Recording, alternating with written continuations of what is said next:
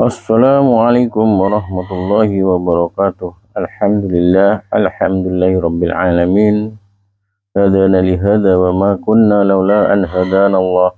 Asyhadu an la ilaha illallah wa la syarika lah. Wa asyhadu anna Muhammadan abduhu wa rasuluh.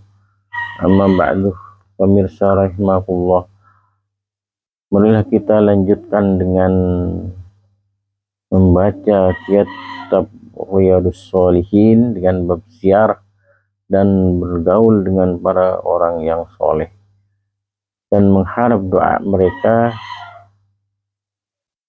dan ziarah ke tempat-tempat yang bersejarah yang baik.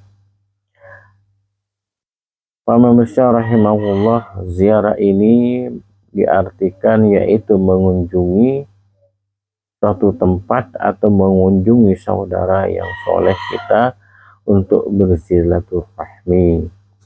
Jadi bukan ziarah itu pergi, ziarah kubur, juga ziarah kepada orang yang soleh, pergi mengunjungi saudara-saudara kita, yaitu ziarah. A'udzu billahi minasyaitonir rajim. Bismillahirrahmanirrahim. Wa idza qala Musa li fatahu la abrahu hatta ablagha majma'al bahraini aw mudiyan huqubi ila qauli ta'ala qala lahu Musa hal attabi'uka ala an tu'allimuna mimma alimtu rusyda.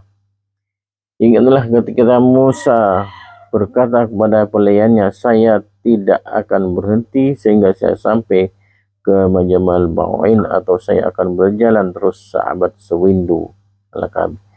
Ayat ini berkata, Musa hamba Allah yang telah diketemukan itu, dapat saya mengikuti engkau supaya kau dapat mengajari saya dari ilmu yang telah diberikan Allah padamu dari petunjuk. Itu ingin bertemu dengan Nabi Khidir alaihissalam untuk mempelajari ilmu daripada Nabi Khidir tersebut.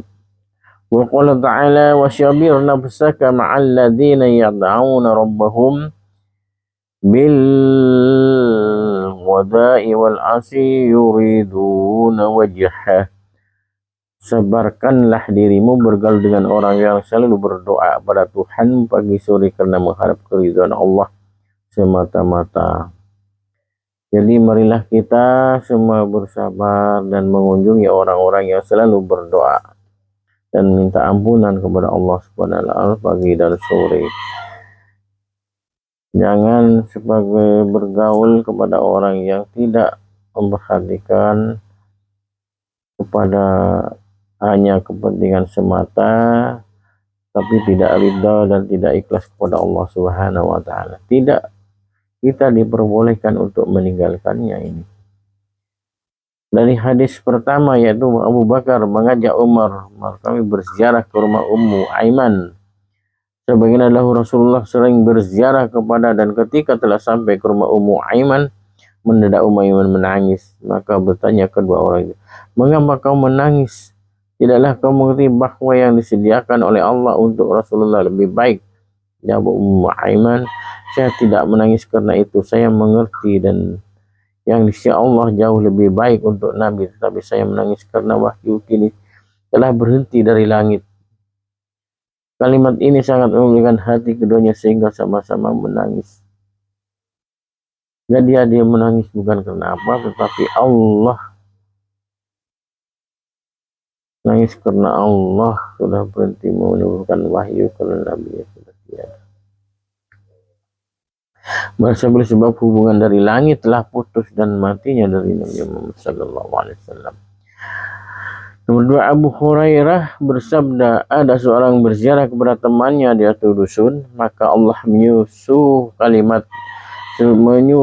seorang malaikat dengan berupa manusia menghalangi di tengah jalan, dan kita bertemu malaikat bertanya, hendak kemana engkau? Jawabnya, saya akan pergi berziarah kepada seorang yang teman karena Allah di dusun itu. Maka ditanya, apakah kau merasa berhutang budi pada atau membalas budi kepadanya? Jawab, tidak, hanya semata-mata kasih sayang kepadanya karena Allah. Berkata malaikat, saya utusan Allah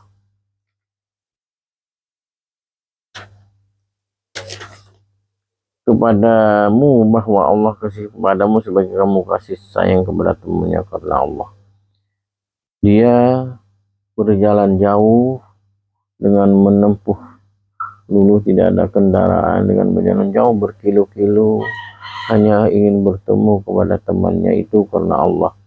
Dia tidak mengharapkan apa-apa, dia bahkan hanya mendapatkan ingin ridho dari Allah Subhanahu wa taala, maka balasannya Allah akan membalas, yaitu sesuai dengan tadi disebutkan bahwa malaikat kasih sayang kepadamu, kasih kepada kawanmu karena Allah Subhanahu wa taala. Abu Hurairah berkata, bersabda Nabi, barang siapa yang melawat orang sakit dan dia sahabat karena Allah, maka dipanggil oleh suatu seruan, selamatlah engkau, selamatkan perjalananmu dan selamat menjadi pribumi di surga.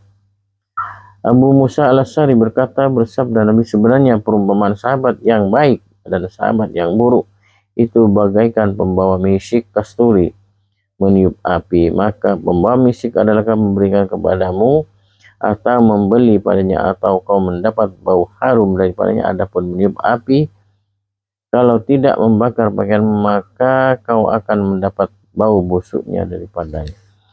Abu Hurairah bersabda juga, wanita dikawin karena 4 perkara: karena harta, karena kekayaan, karena bangsawan atau keturunan atau kecantikan, atau karena agamanya. Maka utamakan istrimu itu beragama, pasti tidak rugilah usahamu. Biasa pilihan orang jika menjadi teman hidup istri, maka tujuan utama adalah kebajikan orang kepada kekayaan, kebangsawan, kecantikan semata-mata. Yang sebaiknya lah mencari istri kawan hidup seorang perempuan yang sopan santun, terpimpin oleh ajaran agama. Itulah yang lebih utama, karena dia bisa memperhatikan tanggung jawab sebagai seorang istri dan taat kepada suami, dan tahu sebagai hak-hak suami, dan dia bertanggung jawab atas hartanya, dia menjaga keluarganya, dia menjaga kebaikan suaminya, dia menutupi kejelekan suaminya, dan dia selalu taat kepada suaminya. Dia juga tidak keluar tanpa izin suaminya. Dia balasannya di surga Allah Subhanahu wa taala. Meskipun dia sholat jamaah di masjid, kalau dia tidak diizini oleh suaminya, maka dilarang. Karena wanita itu yang paling baik yaitu bersolat di rumah dengan ditutup di kamar, dengan ditutup kamar, kunci kamar lagi, yaitu lebih baik di sisi Allah Subhanahu wa taala. Dari Ibnu Abbas bersabda Nabi kepada malaikat Jibril, apakah yang kau lebih sering datang kepada kami? Maka turun ayat, wa mana tanazzalu ila bi amri rabbika lahu ma baina aydina wa ma khalfana wa ma baina azlika. Tidaklah kami dapat turun kecuali dengan perintah Tuhanmu, baginya apa yang di depan dan belakang kami antara itu. Abu Sa'id Al-Khudri berkata, bersabda Nabi, jangan bersahabat kecuali dengan orang mukmin yang beriman, maka jangan makan kecuali dengan orang yang bertakwa. Ini menandakan bahwa kalau kita berteman dengan orang yang jahat, maka kalau tidak bisa mengarahkan orang jahat, maka kita akan ikut kepada mereka. Apabila dengan minyak wangi, maka kita akan ikut baunya minyak wangi itu. Untuk itu marilah hindari, tapi jangan menolak. Kenapa? Kita harus menghormati sebagai manusia ciptaan Allah Subhanahu wa taala. Abu Hurairah berkata, bersabda Nabi, orang yang bernisbah menurut faham agama teman karibnya, karena itu harus diperhatikan dengan siapa yang berteman karib.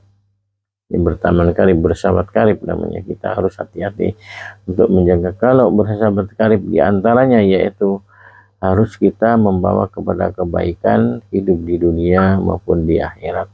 Dia menjaga jangan sampai kita sudah terlanjur salah, kita tidak teman kita tidak menegur, maka itu salah. Kita harus mencari teman karib yang lebih baik daripada itu. Nabi bersabda, seorang akan bersama dengan dia yang dikasihinya bahwasannya Nabi bersabda seorang, dalam riwayat ini Nabi bersabda, bagaimana kalau seorang dikasih pada satu kaum tetapi tidak berkumpul dengan mereka, menjawab, seorang akan berkumpul dengan kasihnya walaupun nanti di akhirat kelak. Jadi siapa yang berkasih sayang karena Allah maka akan dikumpulkan oleh Allah nantinya. Anas berkata, seorang Arabi bertanya kepada Nabi, bilakah hari kiamat? Jawab Nabi, apakah bekalmu untuk menghadapinya? Jawab Arabi, hanya cinta kepada Allah dan Rasulnya. Maka sabda Nabi, engkau akan bertemu dengan yang kau cintai itu. Ibnu Umar, seorang datang kepada Nabi, ya Rasulullah, bagaimana pendapatmu kalau seorang cinta kepada suatu kaum tapi ia tidak dapat berkumpul dengan mereka? Jawab, seorang akan berkumpul dengan siapa yang dicintainya. Jadi marilah cinta kita kepada ulama, kepada Rasulullah, untuk nanti insya Allah akan berkumpul dengan Rasulullah apabila kita menyintai Rasulullah Muhammad SAW. Paling sedikit kita sering berselawat kepada Rasulullah Muhammad SAW, karena dialah yang memberikan petunjuk dan memberikan syafaat nanti ya di yaumil qiyamah. Untuk itu berselawat kepada Nabi bukan kita mendoakan, tetapi Allah akan, siapa yang berselawat kepada Nabi, Allah mendoakan kita lebih dari 10, itu lebih baik di hadapan Allah Subhanahu wa taala. Karena Nabi Muhammad itu sudah maksum dan terbebas dari dosa. Bukan dia butuh pada doa kita, tapi kita yang butuh kepada Nabi Muhammad sallallahu alaihi wasallam. Marilah kita berbiasa kita berselawat dan berkunjung kepada sahabat karena Allah Subhanahu wa taala. Marilah kita niatkan apabila berkunjung kemanapun kita harus niatkan karena Allah Subhanahu wa taala. Nanti siapa yang berkumpul atau mencinta karena Allah, maka nanti dia akan diberikan di hari kelak. Assalamualaikum warahmatullahi wabarakatuh.